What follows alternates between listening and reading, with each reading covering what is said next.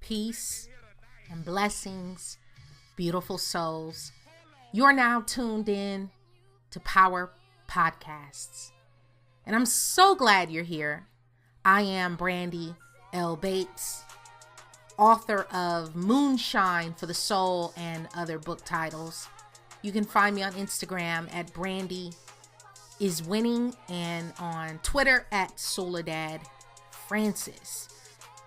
Also, not all, but most of these podcasts can be found archived on YouTube. #Power Podcasts on the I Am Brandi Bates YouTube channel. But please be sure to subscribe to us on iTunes, Podomatic, and the fabulous SoundCloud. Again, #Power Podcasts.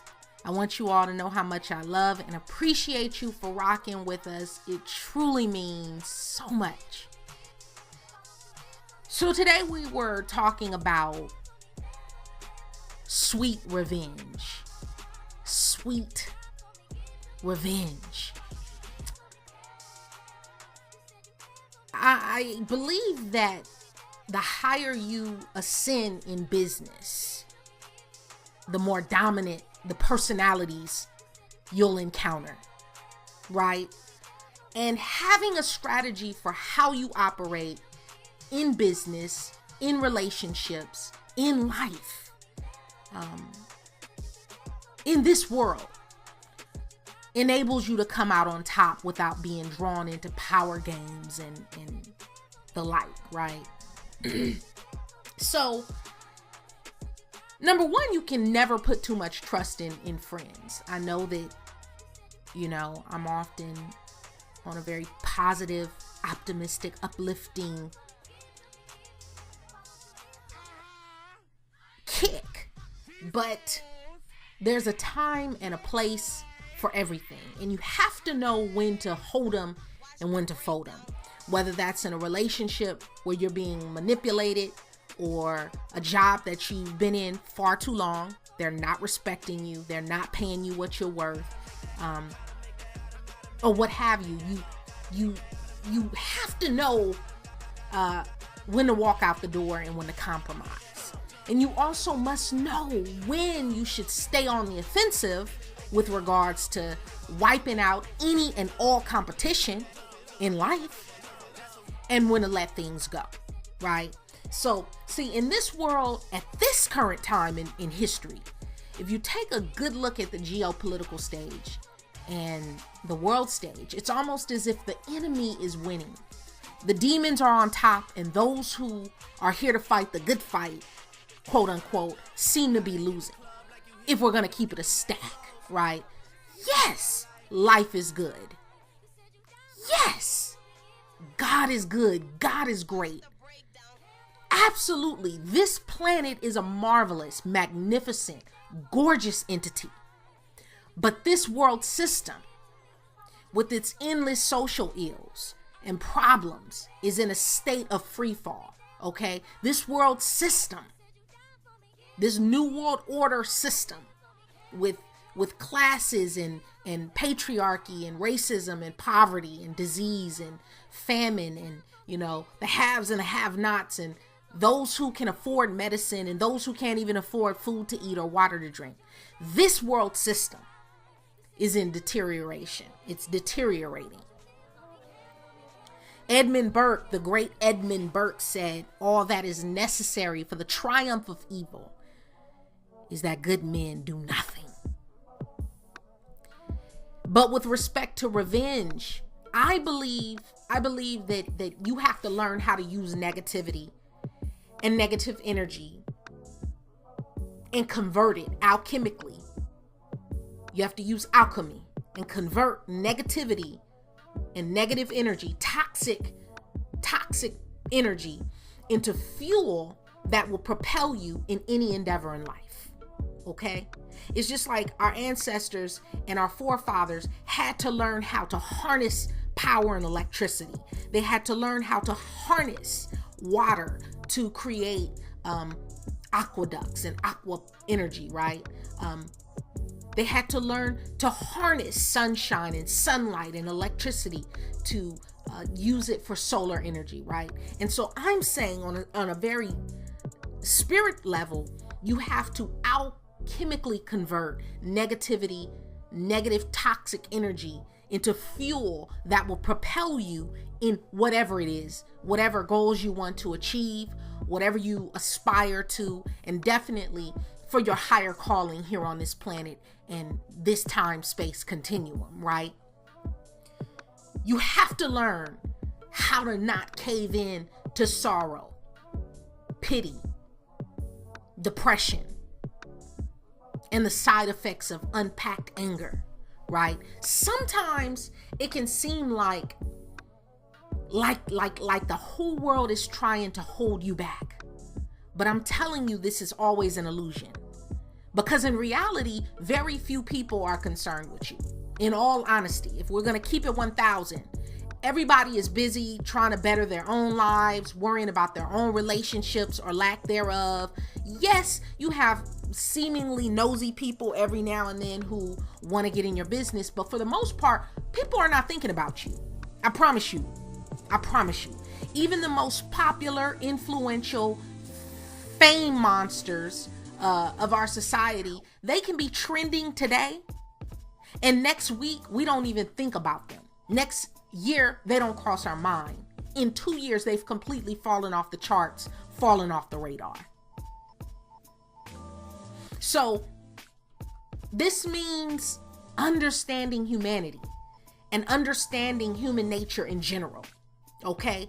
Yes, Black people do things a certain kind of way. Yes, men do things a certain type of way. Women do things and tend to have a certain way of being due to the hormonal level of estrogen, right? Yes, culturally we do different things when we're from different sides of the globe, of course. But for the most part, human nature is uniform. Okay? And the more you understand that nature, the further you'll go. And the sweeter the revenge. To stay ahead, you've got to live faster, wiser. You have to be more patient, but you always must be moving forward. And the problem is a lot of us, we get stagnant or we get knocked off our square and we want to stay there. We want to stew there, right? I'm telling you today, I'm here to tell you today, intelligent people use revenge as a tool. There's an old Sanskrit saying that says, the enemy of mine enemy is my friend. In other words, my enemy's haters are my friends. Thinking about revenge, folks, stimulates a region of the brain called the dorsal striatum. And it becomes active when you anticipate pleasure or some kind of reward. Like, it's the reward center of the brain. You think of sex, getting sex, right? You think of making money, how good it's going to feel if you win that lottery, or eating good food, just the idea of going to your favorite restaurant but exacting revenge, actually acting on it, or actually getting back at someone is a different story. Okay, so I'm going to just park here just for a second and say exacting revenge can and will destroy you, folks. Okay, I repeat, exacting revenge can and will destroy you every time. So today I'm going to teach you how to use the desire for revenge, sweet revenge, to propel you, to help you to win in business, to win big in relationships and in your life today, right now. And either way you look at it, revenge is necessary, right? Either way. But there are times, I believe, when, we're abused, we're threatened, our livelihood is threatened, our family is threatened, what we are building or what we have built is being compromised, or there are just times in your life where you're going to feel pushed to the edge. You're going to be pushed to your limits, and you have to know how to handle that. In the book Beyond Revenge, the evolution of the forgiveness instinct, the author, his name's Michael McCullough, he explains that, revenge serves an evolutionary purpose. Like, he goes back and he breaks down where it all comes from. And he talks about how exacting revenge, you make a person's gains less profitable. That's where it comes from. And that is going to, at the same time, help prevent them from ever hurting you in the future. That's where it comes from. So there comes the question of whether we should forgive our enemies or not, right? Do you turn the cheek or not, right? Toussaint L'Ouverture once wrote, "Whatever defamation of character my enemies are spreading about me, I do not feel the need to justify myself toward them." He says, "While discretion obliges me to remain silent, my duty compels me to prevent them from doing any more harm." So in other words, you can turn the other cheek, but you make sure at the same token, you prevent them from slapping the other cheek, right? So I find it interesting how people talk about forgiveness, right? I've been called a pacifist, but I really just believe in saving your energy for the proper fight, right? But I find it interesting how people talk about radical empathy, compassion, letting go, let go and let God forgive and forget. But the fact of the matter is that those who not only take revenge, but use its sweet aromatic flavor to propel them straight up and out of the stratosphere, those are the people who get ahead.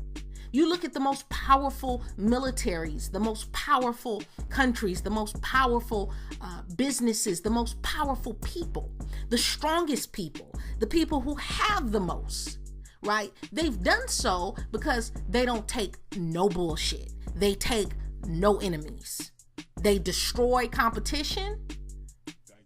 If you even become a mere ideal of a threat, they'll either destroy you in the courthouse, or they will destroy you financially in a war of attrition, wear you down slowly, bleed you dry, or outright fight you, right? The Talmud teaches us to live well. It is the greatest revenge. Live well, living well, a beautiful life.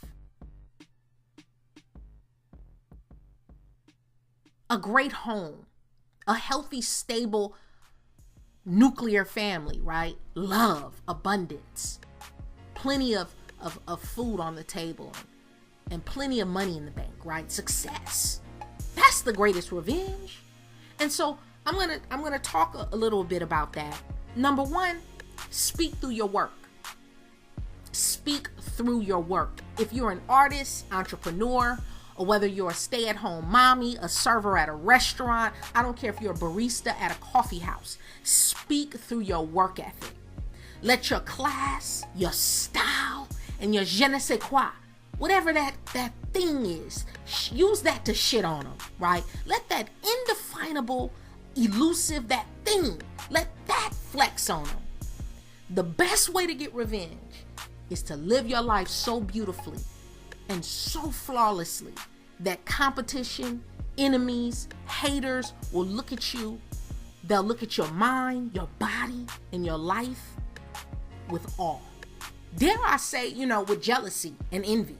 Because when you popping, you popping. It is what it is, right? And so that means leveling up in every way possible. That means leveling up to your higher minded self. Do you hear me? That means getting in the gym. I hate to see the so-called quote unquote conscious community, talk about all this, spirit and the spirit world and the Pleiadian mind and the ancestors, and yet you don't take care of the body. Because the body really is all you have on this planet. Now, we'll deal with the Pleiadians and the Syrians, and, we'll deal with fourth dimensional and 5D reality when we're in 5D reality. But while you're here on this planet, whether you believe this is a flat earth or a globe, get in the gym. That means getting in shape. One of the first things people do after a tough relationship breakup or divorce is they start working out. Why? Because people who work out 2 to 3 times a week, we know statistically, are more emotionally intelligent, right? You have a healthy outlet. You know, if you don't drink or you don't smoke and, you know, you don't play video games or you don't gamble, you know, I believe everyone needs a healthy outlet. Healthy meaning it doesn't harm anyone else. You're doing no harm, and it helps you to funnel and filter stress. Stress kills, folks. I don't care how healthy you think you are. If you're stressed, it opens you up. It literally turns your immune system off. That's why all chronic disease comes about with stress. It doesn't matter what you call it, whether you call it cancer, or you call it a fibromyalgia, or you call, you know, stress exacerbates every condition, every disease, every malady, right? And we know that people who work out at least 2 to 3 times a week, that means cardiovascular strength training, right? They make better decisions. They maintain more balanced hormone levels. They get better sleep, better quality sleep, REM sleep, right? Plus, if you look great, you will feel great. Believe you me, I'm telling you. This is not, you know, I hear people say, well, that's not my struggle. You know, that ain't my struggle. I'm good. Yeah, you may be good, but it can never hurt to, I'm not saying you got to go run a marathon or run a 5K like me. That's something I chose to use as a healthy outlet. But you can't tell me you don't feel good after a great workout. You just have to find what works for you. Swimming is excellent, especially if you're an introvert. If you are an introvert or an empath, I would challenge you to take up swimming, you know, as much as you can, 2 to 3 times a week if you can. Just swim, because it fosters solitude. It helps you to think. It works every muscle in your body. There's no pressure on your knees from running or being on a machine, and you're in water. It's peaceful. It's serene. It's tranquil, right? It helps you to learn to be fluid and to flow. If you're obese, shedding fat and becoming a lean, mean, fat-burning work of art. That's what it means. Your health is worth more than all the money or power in the world, which is why increasing it is such a great way to get revenge. I don't care how wealthy you are. If you don't have your health, it means nothing. You cannot even enjoy it. Your health, it supersedes everything in life. But for some reason, you know, we a lot of times take it for granted. If your health is mediocre, this means healing the body on a molecular level, on a light body level. It means getting your chakras in alignment. It means manifesting the proper amounts of abundance and wealth and wisdom, power, love, and health into your life as possible. It means prospering financially, as in more than enough.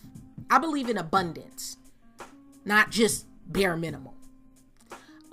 As opposed to, you know, barely getting by. I believe in abundance, more than enough, right? It means understanding that nothing is equal in meaning in your life. So you have to, you know, the importance of placing things in the right priority and perspective, right? Taking care of your car is not as important as taking care of your teeth or taking care of your body, right? I think it's way more important to focus on your credit and your money and your bank account than to worry about or be concerned about who the Kardashians are screwing, right? But operate as if getting revenge is a business decision. Like, make it a mission statement and its own objective and its own bullet pointed projected goals for each quarter. So for instance, someone has affected the cost benefit ratio of your life, right? And now you need to move a chess piece to prevent them from taking more from you in the future, right? So you work on the hearts and the minds and the imaginations of those who inhabit your world. But you always must keep it classy and professional. Always. Never get gutter, never get street, never let your slip show, right? Keep it classy. Keep it professional. The minute you lose your cool and you start, you cussing, guys, you taking your shirt off, you ready to fight, your hands are up in the air, you're cussing, you've lost. And you have to know when to move your rook versus when to move your bishop. You must know what's worth pawning off and when to make noise, right? They don't teach us this in school. And this is something you must learn on this heroic journey of your life. And the best way to get back at a world that won't support you, the best way is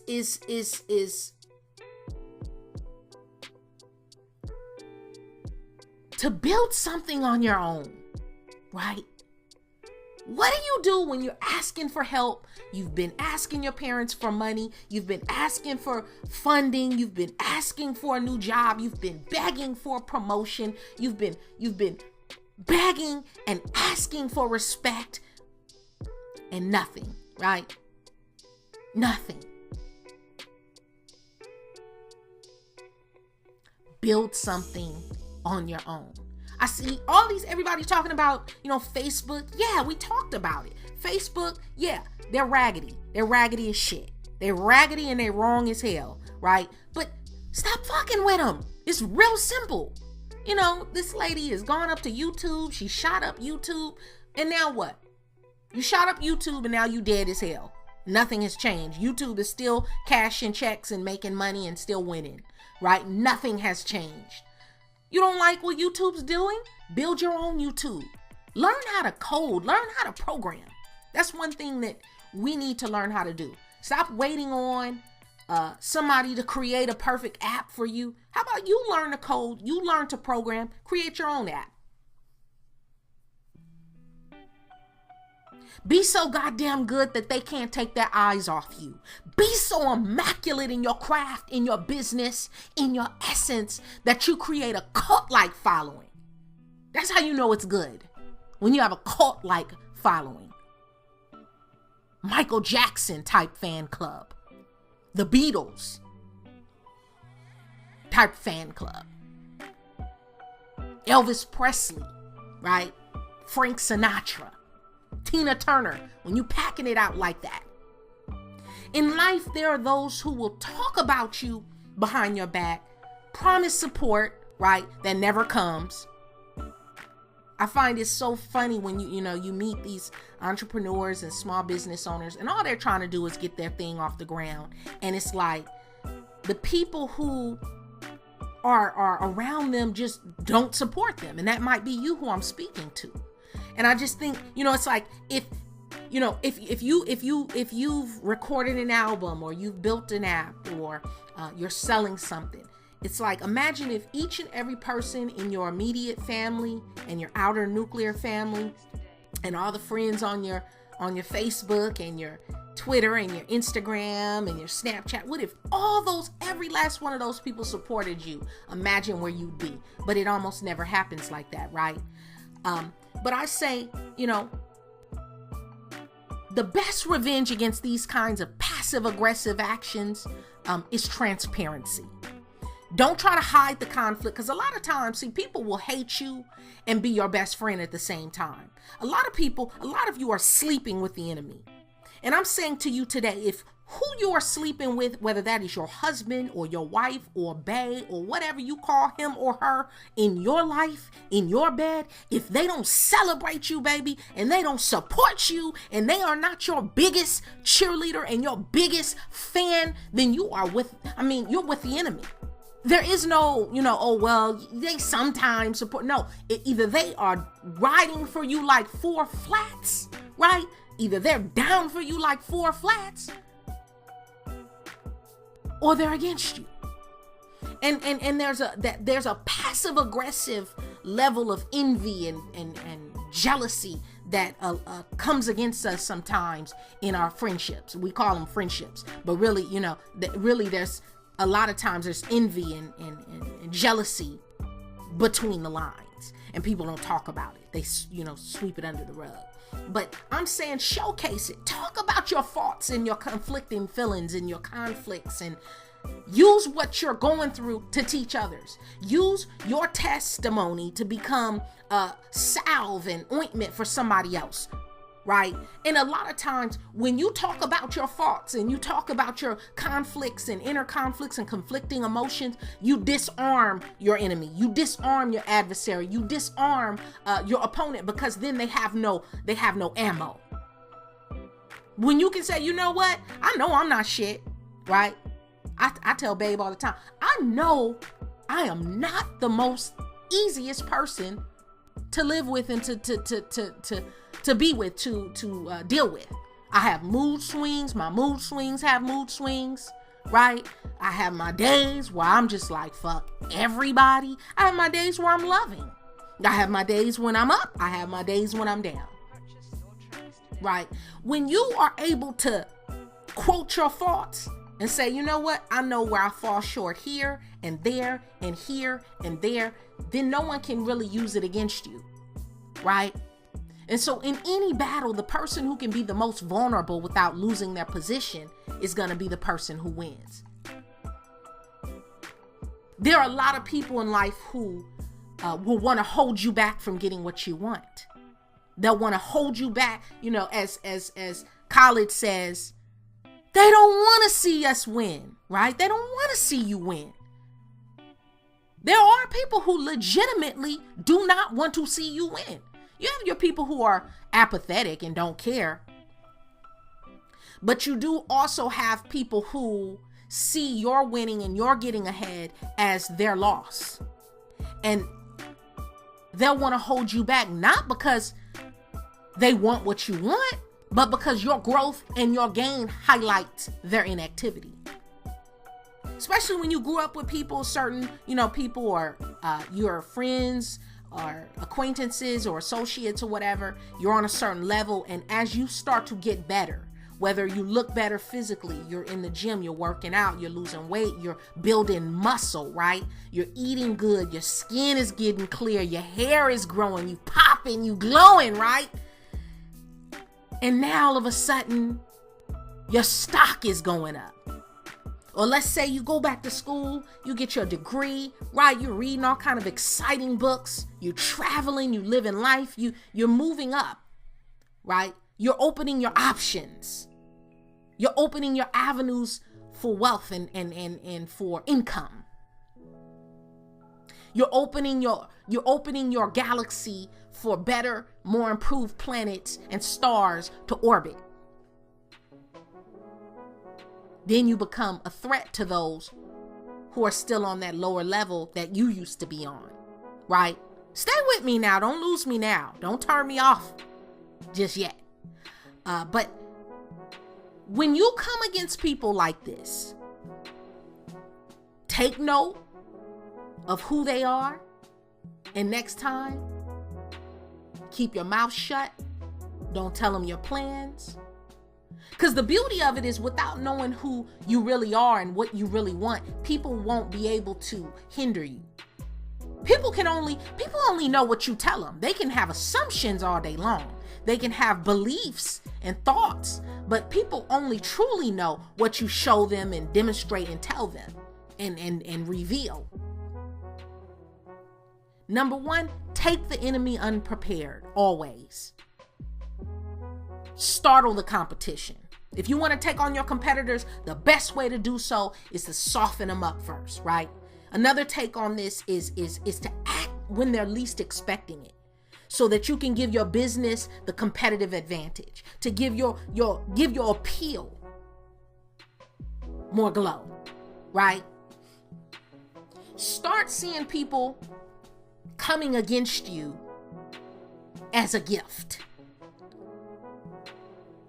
When people come against you, see that for what it is, and that is a gift. Because the beauty is, at least now you know where they stand. And once you know where they stand, you can maneuver around them. That's where that saying comes from. Keep your friends close and your enemies closer. You have to know where people stand in your life. You have to know where your competition stands in business. Number 2, do many calculations. Many, a plethora of calculations. Think this thing out, right? Don't simply spring into action. You're just gonna do some shit, right? No. Plan every stage of how you're gonna take on, whether it's competition, if it's at your job, you're trying to get promoted, you're trying to get a raise or a bonus, and you're like you want to move up, or you want a new job. Let's say you want to start a business. Let's say you just want to revolutionize your life, and you're tired of being you're tired of being stepped on, right? Plan every stage of how you're going to take on your competition, from the first moment of confrontation to your exit strategy. And you have to strategize and plan with the end in mind, right? Calculations are key when it comes to squaring up to your competitors. No great businessman wins without a strategy, without calculations, without intel and information, right? There are hedge fund managers who study the Dow Jones, study the stock market all day long. I've seen them. Literally, they have 5 and 6 computer monitors up in front of them. They've got the television going on to the left. They've got notification. They're taking in all the intel so they can know at all times what to do, when to do it, and how to do it, because they have the information and they've calculated their strategy based on the intel. Intel is power. Information is power. And how do you handle Goliath when you're David? Right? As important as the dimensions of rivalry is, whether rivals compete on the same dimensions, when all in business, in the business world, they'll tell you, when all or many competitors aim to meet the same needs, or all these competitors compete on the same attributes, the result is a zero-sum competition. So it's like you have your McDonald's, you have Burger King, you have Carl's Jr. or Hardee's or whatever. So you have all of these burger joints, and it's basically a competition to the bottom. Who can have the cheapest cheeseburger, right? With the fastest service. But it's a zero sum. There's no real innovation. There's nothing really groundbreaking or revolutionary that emerges from that dynamic, right? Number 3, grow your network. And I'm not talking about your Facebook followers or your social media accounts. I mean your real life, physical, tangible network. Who you know and who knows you. Who knows your name, your face, your voice. I'm not talking about, oh yeah, I follow them on Instagram. No. When you get attacked, especially by someone close, one of your first instincts will often be to isolate yourself. Most of us. That's the first thing we do, is we duck down and take cover. That's a human evolved thing. Oftentimes you'll feel depressed, right? You'll feel depressed. You'll feel unsure of who you can trust. You'll start to put up your walls, right? A lot of us, the first thing we want to do is we putting up the walls. The walls are going up. The walls are going up, right? This is always a mistake. Always a mistake. Isolating yourself after an attack just opens you up to further attacks. Okay, we're talking about sweet revenge today, folks. It's like retreating further and further into a castle that's already been invaded. And so what happens is you end up getting cornered. That's how you get cornered. So a better strategy is to move straight into the forces coming against you. Go into the obstacle, face it, never around it. That's how you deal with real enemy, is you face them. That's how you deal with a real bully. That's how you defeat bullies, is you face them head on. You cower around them, you try to go around them, you try to avoid them, you're going to walk a different way. No, they're going to keep fucking with you. Instead of turning away from people, open yourself up to them. Talk with your friends, talk with your family, get with your folks, right? Make new friends. Go back and kindle things with your friends from high school and old coworkers and build up your connections. Because the more connections you have, the more lines of communication you have. And communication is a critical component of winning any type of battle, dealing with any type of opposition. Even in a relationship, in a marriage, in a business partnership, you guys have to have a clear line of communication, or else your shit is gonna fall. You have to have a clear line of communication or your shit is broke. And more importantly, often who you know determines how high you fly. That's why I tell my son all the time, part of going to college, especially, a great undergraduate school, part of the reason to go to college is not so much, all of the classes you're going to take, which, that can be awesome depending on you, if you love learning. But the beauty of college are the connections you make. For many people, when you go to college, a lot of times that's the first time where you are literally in an environment with different socioeconomic backgrounds, different ethnicities, different genders, different racial, ethnic backgrounds, and not to mention you have everybody there is smart, so you learn and you grow and you meet people who are later in life spread out like octopus legs, and you don't know who they know, who can then open doors for you. Sweet revenge. Hijack their focus. The worst thing about other people doing you wrong sometimes is that it gets in your head, and sometimes it hijacks your focus. It's like you found out your girl was cheating on you. You found out your wife was having an affair, right? And now your focus is wrecked. That's all you can think about, right? And once they're in your head, it's like fighting against them is like fighting against yourself, because all you can do, you can't see past your fury. You can't see past the red. You can't get past the anger, right? The best way to get someone out of your head is to redirect both your focus and their focus. And as it stands, you're thinking about how they wronged you, and they're thinking about how you might respond to them directly, right? So get indirect. Go above them or create an ally with one of their enemies. Now we're talking strategy. Stay with me. In relationships, right? I always say, listen, the best way to get over a man is to allow yourself to be entertained by another man. You want to get over that man? Go entertain yourself with another man. I'm not saying, go wild out and trick and do all this, but entertain yourself, enjoy yourself, make yourself unavailable to the person who's wronged you. My mother used to always tell me, make yourself unavailable. Take yourself out to eat. Take yourself out to the movies. That one friend you put him in the friend zone, give him a call, say, hey, let's go out. Let's do brunch. Go out with him. Go out for brunch. Go do mimosas and Bloody Marys and have a good time. Get cute and live your life. Go out. Go out for drinks. Go golfing. Go shopping. Go get your nails done. Go get your hair done. Go get a massage, a pedicure, and get your life, right?